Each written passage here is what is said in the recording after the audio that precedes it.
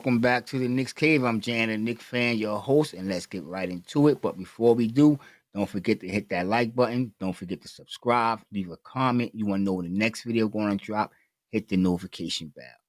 All right, let's get into this video. I know, and I'm pretty sure a lot of you, or most of you, have heard about the Knicks being denied the disabled player as an exception, $7.8 million. Now, I know y'all seen the thumbnail, but let me throw a little humor in there. Wasn't Knicks just, trying to get over? You know what I'm saying? Try to get an extra little 7.8 million, get an extra play. I mean, hey, if there was, can't blame Rose. You know what I'm saying? I think that's kind of smart. You know what I'm saying? You're trying to do the best for your team. But now let's get back to the reason. I'm gonna get in depth to why the thumbnail says what it says. Should we trade Mitchell Robinson? And if you think about it, Isaiah Hartenstein right now is, my opinion, is our most valuable tradable asset right now. But Mitchell Robinson is also a tradable asset. And I know some will be like, oh, he's injured, might scare him some, you know, takers off. I doubt that, you know what I'm saying? But what I do know is that Mitchell Robinson, with the way this team is built right now, and I know I'm gonna hear all about the defense, and I'm gonna hear some defensive stats with Mitchell Robinson and Isaiah Hartenstein, to even backing up or to strengthen my opinion. You know what I'm saying? My analysis, whatever you want to call it. But in my last video, if you watched it, I said this was a different team without RJ Barrett and Emmanuel Quickly. And then I thought about one thing I left out. That was Mitchell Robinson. And I know you're going to say, oh, the defense, the defense. Look where we at right now, defensively ranked number one, damn near in every category. And I know it's only been 5 games, but that's where Amanobi and that's where Hartenstein in the starting lineup. And if Mitchell Robinson come back, are we going to put him in the starting lineup? What he's going to do is going to slow the offense down. Mitchell Robinson, when he first came into the league, he was a big man, he was a thinner man. He was running and he was getting up and down the court. So there was no problem with that. But now, because he put on muscle, I'm not going to call it fat because we know it's not fat. And bulk, when he run up the court, he don't have the same speed. We actually have to slow the plays down offensively so that he can get in set so that we can run our plays. Now, Hartenstein keeps steps with with Jalen Brunson, with Julius Randle, with Anunoby. Okay, 2. You see how Anunoby is free to get the drives and put back dunks and just from the baseline or whatever, cutting and getting to the rim, dunks from the pass. You know what he's doing. Y'all know what I'm talking about. He wouldn't be able to do that with Mitchell Robinson on the floor at that time because Mitchell Robinson is where he's going to be. Once he throw a pick, his job, because all he can really do is dunk. Let's be honest, it's going to be the road to the basket. That's going to take up space. See, this is another thing I was talking about spacing when I said R.J. Barrett and Julius Randle had a problem spacing on the floor together because we also have Mitchell Robinson. It's going to be a problem with spacing. That's number 3. I mean, it's a whole lot of reasons to say we should keep Mitchell Robinson in the starting lineup, but there's more reasons to say that he shouldn't be in the starting lineup not right now. But one, when he come back, if I say it, I'm gonna say it again. If I didn't, I'm gonna say it now. He's not going to be in shape. And if he had trouble getting up, and I ain't saying he had trouble, you know what I'm saying? We never see him panting, but his speed, and this was one of the reasons that people were saying the Knicks was last in pace, and our pace was not that good, not quick. And now you see what our boy Chauncey Billups said. I always say my boy because he was once a New York Knicks player, and he was like, "We know the numbers, but with my eyes, the numbers is lying when it comes to the Knicks, and it's not really lying because the numbers is really based off the fact when we had Robinson and R.J. Barrett and Emmanuel Quickly, them numbers is based off that in the pace department. And now that we have Isaiah Hartenstein running with the starting unit, you see a difference in pace. That's the number one success right now, in my opinion, for our outstanding play on offense and defense. It's the pace. The pace have quickened. And with Mitchell Robinson back, that pace it won't be there.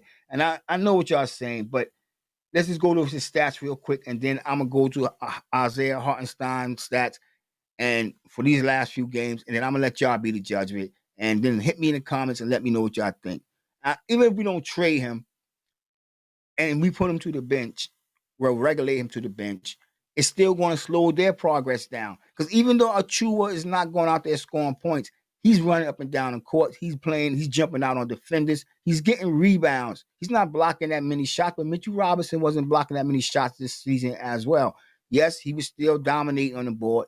Yes, he was leading the New York Knicks in steals, but the block, the defense, it went down. And like a lot of you say that Tibbs is a defensive guru, so he should be able to make it work. That's just my opinion. Now, if he comes to the bench, that slows them down because that bench like to run.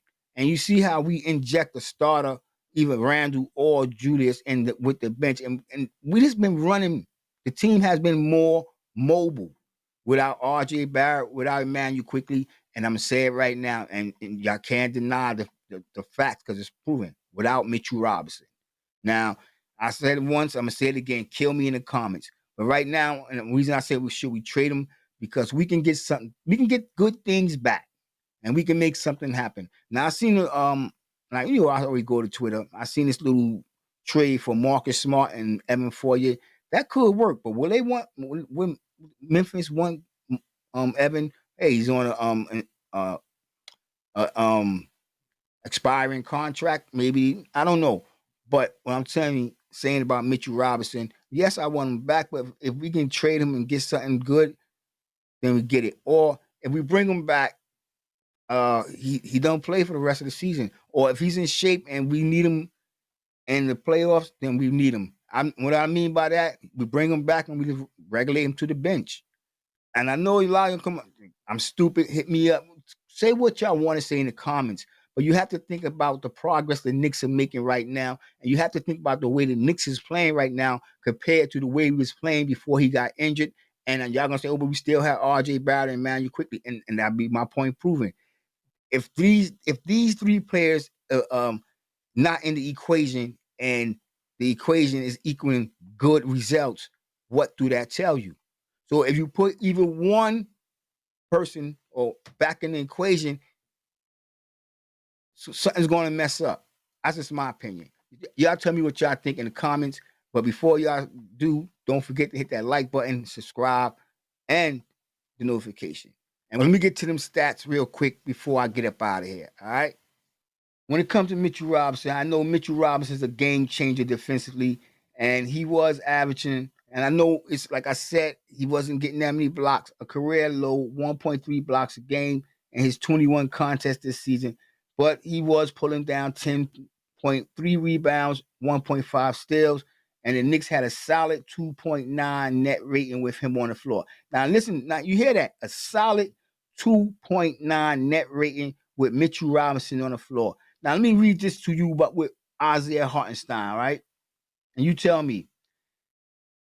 And here, Isaiah Hartenstein has moved into the starting role since, averaging 6.6 points, 7.7 rebounds, 1.1 block.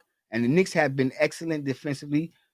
Though, we want to say, people want to say, oh, he got Anunoby there, but this is what I'm telling you about the cohesiveness of the unit together.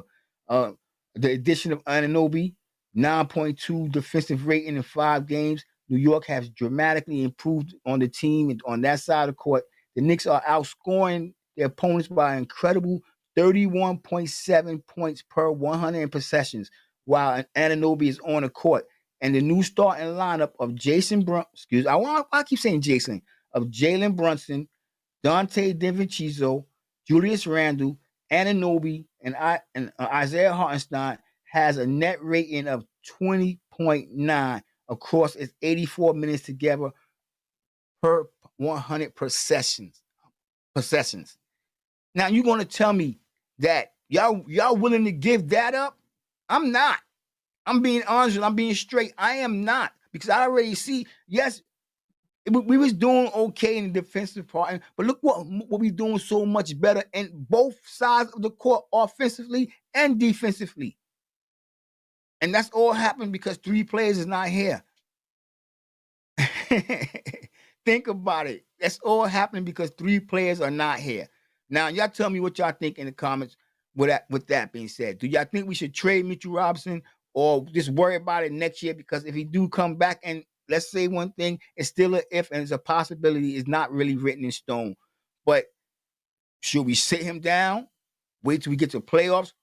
Should we trade him while we got something to trade for, while we trying to make a move right now this season? Let me know in the comments. And with that being said, I want everybody to stay safe, stay healthy, God bless, and peace.